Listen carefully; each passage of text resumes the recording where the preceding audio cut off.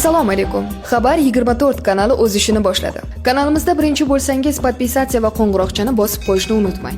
Bugun dasturimizda yana bir tashkilotga qamoqxonalarga moneysizlik kirish huquqi berildi. Osiyo Olimpiya Kengashining bosh assambleyasida Otabek Umarov bugun taqdimot o'tkazdi. Ijtimoiy tarmoqlarda gaz zapravkada olingan video tarqalmoqda. Unga gazga navbatda kelgan fuqaro karnay-surnay chalib xursandchilik qilayotganligini ko'rish mumkin. Yulduz Usmonova og'ir vaziyatda qoldi. O'zbekistonning birinchi prezidentini Islom Karimov qiyofadoshi topildi. O'zbek-qirg'iz chegarachilari 10 bosh ot sabab muzokara o'tkazdi.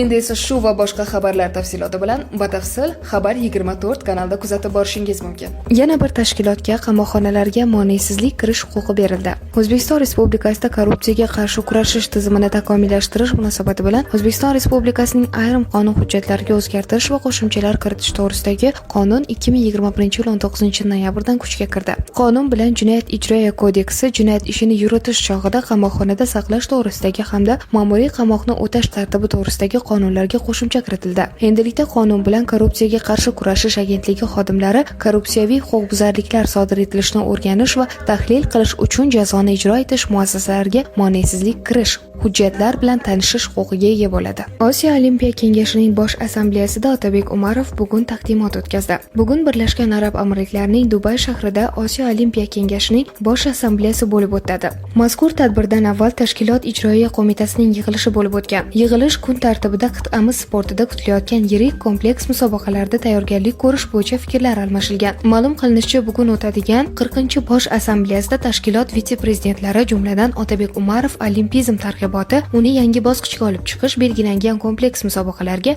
tayyorgarlik haqida taqdimot namoyish etishadi. Oybek Kasimov tadbir ishtirokchilarini mamlakatimizda Toshkent 2025 yoshlar Osiyo o'yinlariga tayyorgarlik bo'yicha olib borilayotgan ishlar bilan tanishtirishi ma'lum qilingan. Ijtimoiy tarmoqlarda gaz zapravkada olingan video tarqalmoqda. Unga gazga navbatda kelgan fuqaro karnay-surnay chalib xursandchilik qilayotganligini ko'rish mumkin. O'zbekistonning birinchi prezidentini Islom Karimov qiyofadoshi topildi.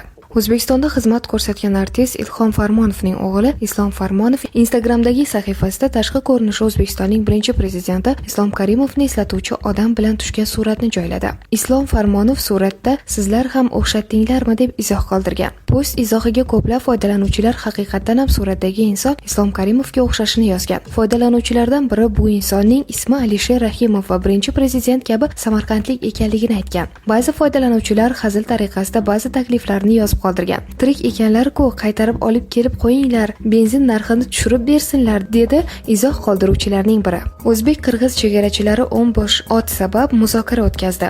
Qirg'iziston Milliy xavfsizlik davlat qo'mitasining Jalolobod viloyati chegara xizmati xodimlari o'tlash vaqtida O'zbekiston hududiga o'tib ketgan 15 otni Qirg'iziston fuqarosiga qaytarib berdi.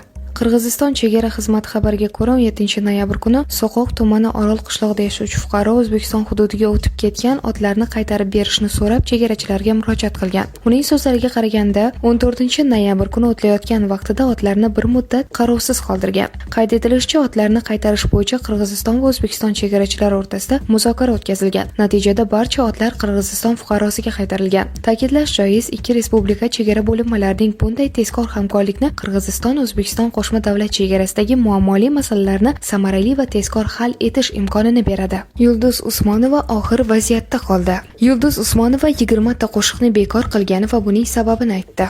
Manda bo'laveradi degan narsa yo'q. Konsert programmasi ham shu.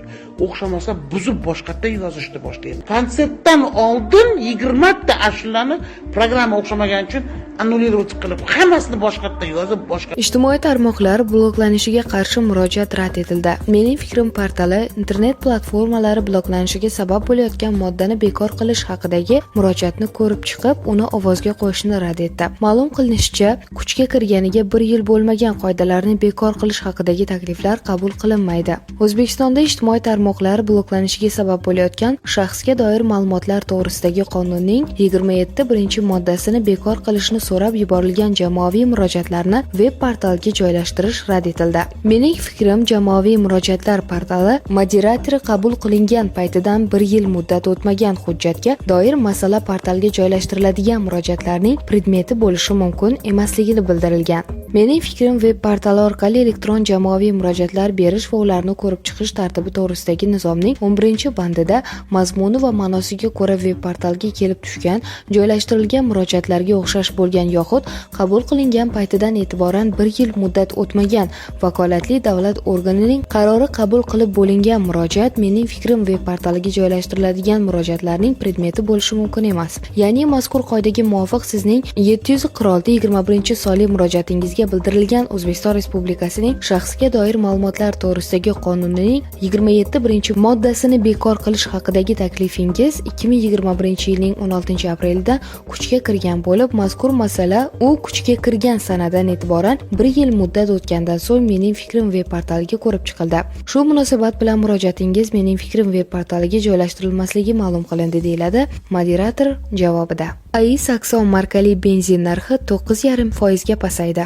Hafta mobaynida AI Saxon markali benzinning birjadagi narxi 9,5% ga pasaydi. Bu haqda Monopoliyaga qarshi kurashish qo'mitasi axborot xizmati xabar bermoqda. 15-19 noyabr kunlari O'zbekiston Respublikasida tovar xomashyo birjasida o'tkazilgan ochiq birja savdolari yakunlariga ko'ra, AI Saxon markali avtomobil benzinining o'rtacha sotilish narxlari mahsulotning 1 tonnasi uchun 9,5% ga pasaydi. Hafta yakuniga ko'ra birja bozorining mazkur sistemasiga taklif darajasi 3,1% ga o'sgan. Shuningdek, birja savdolariga qo'yilgan benzin hajmidagi kichik 1 tonnalik lotlarning ulushi 6% dan 30% gacha oshirilgan. Buning natijasida birja savdolari orqali benzinni sotib olgan xaridorlarning soni 32 dan 1 gacha, ya'ni 4,5 baravarga o'sgan. Avvalroq xabar berganimizdek, Xalqlar do'stligi bekatidagi holat mas'ullar tomonidan batafsil o'rganildi. Vaziyatga oydinlik kiritilishicha, konsertdan so'ng ommaning ko'payib ketganligi sababli kassaga kirish yo'laklarida tirbandlik yuzaga kelgan. Shu sababdan kirish qismida tartibsizlik bo'lmasligi uchun yo'lovchilar ma'lum qismga ajratilgan holda o'tkazilgan. Saakashvilining Rustaviy qamoqxonasida narsalarni yig'ishtirayotgani aks etgan video tarmoqlarda e'lon qilindi. Sobiq prezident Gildani qamoqxonasi klinikasiga o'tkazildi. Rossiyada 6 nafar o'zbekistonlikka hukm o'qildi. Rossiyaning Novosibirsk shahrida 6 nafar o'zbekistonlik migrant xonada ishlaydigan xitoylikka hujum qilgani uchun sud qilindi. Ulardan biri qotillikda ayblandi. Novosibirsk sudi hukmiga ko'ra, hujum qilganlarning 5 nafari 8 yildan 10 yilgacha muddatga koloniyaga jo'natilgan. Qotillikda aybdor deb topilgan yana bir o'zbekistonlik 16 yil umrini qamoqda o'tkazadi. Qayd etilishicha, jinoyat guruhi 2019-yilning yozida issiqxona majmuasi hududida 2 marta Xitoy fuqarolariga hujum qilgan. Talonchilar xitoyliklarni kaltaklab, buyumlarni talon-taroj qilishgan. Hujum paytida xitoyliklardan biri halok bo'lgan. Hujumlar natijasida yetkazilgan zarar 1,7 million rublga baholangan. 16 yoshga to'lmagan bolalari bor yolg'iz onalarga soliq imtiyozi qo'llaniladi. 2 va undan ortiq 16 yoshga to'lmagan bolalari bor yolg'iz onalar uchun soliq imtiyozi qo'llaniladi. Bu haqda Adliya vazirligi xabar bermoqda. Qonunchilikka ko'ra 2 va undan ortiq 16 yoshga to'lmagan bolalari bor yolg'iz onalarning mehnatga haq to'lash eng kam miqdorning 1,41 baravari miqdoriga daromadlari soliq solishdan ozod etiladi. Bu imtiyoz har bir bola uchun fuqarolik holati dalolatnomalarini yozish organlari tomonidan taqdim etiladigan ma'lumotnoma asosida beriladi.